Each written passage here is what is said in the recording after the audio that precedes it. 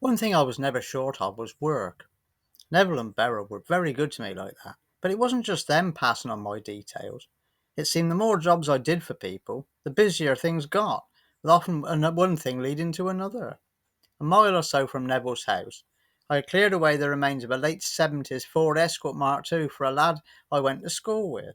This job in turn led him to recommend me to a family across the road from his small holding. They had some old cars to clear from their garden. I called in. A Victorian era cottage set back from the road up a short private drive. The property looked like it had not had any maintenance in the prior 2 decades. Window frames rotted out, paint peeling away from the doors, and grounds severely overgrown. Ownership of this homestead was by three elderly sisters, or spinsters, who used to be school teachers. This had been their parents' home until they died, and not much had been altered since. Even though this was the mid 1990s, once you wandered up the drive, away from the road, you felt as though time had halted right there, sometime during the 1960s. There was a separate wash house adjacent to the cottage, and adjoining this a lavatory. Ivy grew wildly all over the exterior brickwork of the whole cottage. The reasons I had been requested were barely visible through the undergrowth of the rear garden and yard, but on closer inspection turned out to be a Vauxhall Viva HA saloon circa 1964, the red vinyl interior still giving off that aromatic smell of the mid 20th century whenever the door was opened. Beside this, the then 30-year-old car, was its younger sibling, a mid 70s Vauxhall Viva HC saloon, the one having obviously replaced the other at some point. Almost completely engulfed by brambles from the hedge was an offering by the French in the form of a Peugeot 304 estate. Finally, much closer to the cottage and from their condition the newest of the vehicles in the establishment were a late pair of 70s Fiat 127s. One of the dear elderly ladies, after fending off offers of tea and various confectionery, imparted to me that sadly neither her nor her two sisters were up to driving any more. They had been told I was a good lad who would outclear these cars away free of charge. I agreed to tackle that job. One or more half a dozen pressing problems were to do with both access and the ability to lift these rotten wrecks out of their slumbering garden refuge. It was not possible to pick and choose which vehicle came out first, as they all blocked each other's paths, the driveway so narrow you couldn't put one by the side, and the busy road not an option, so they would have to come out in sequence. I went home to consider the best course of action, returning that weekend with my father, the Fordson major tractor with mill loader, and a flatbed trailer. The undergrowth was hacked back, and then things were reassessed.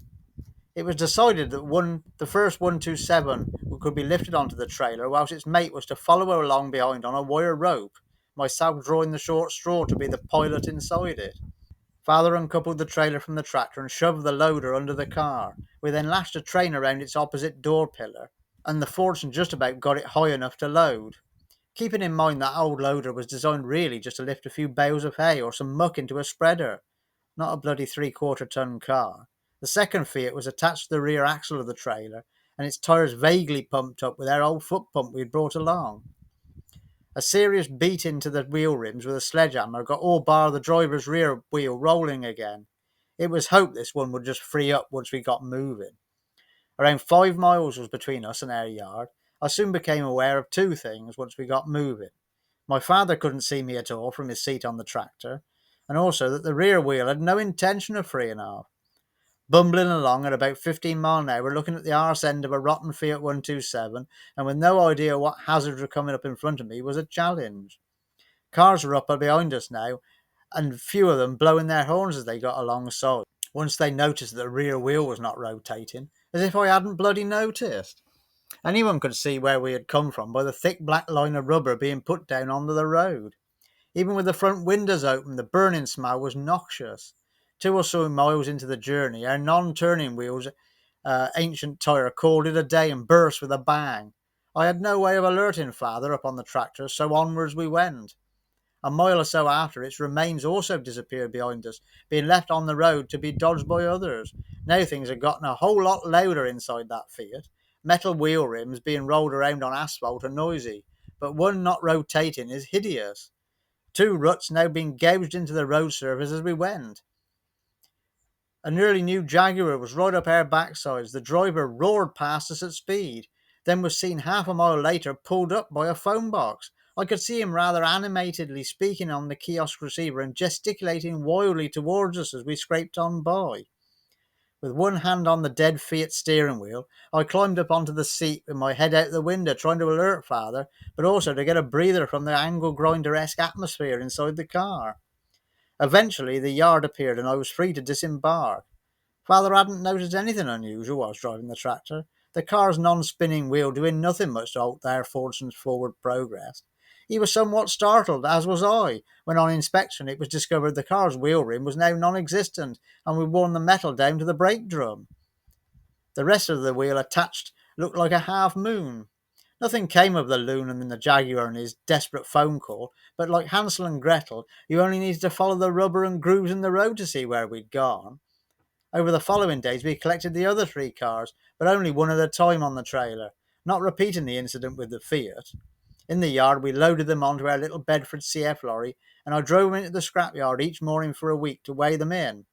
It took about 5 years plus for those marks to disappear off the road, them giving me a laugh whenever I spotted traces.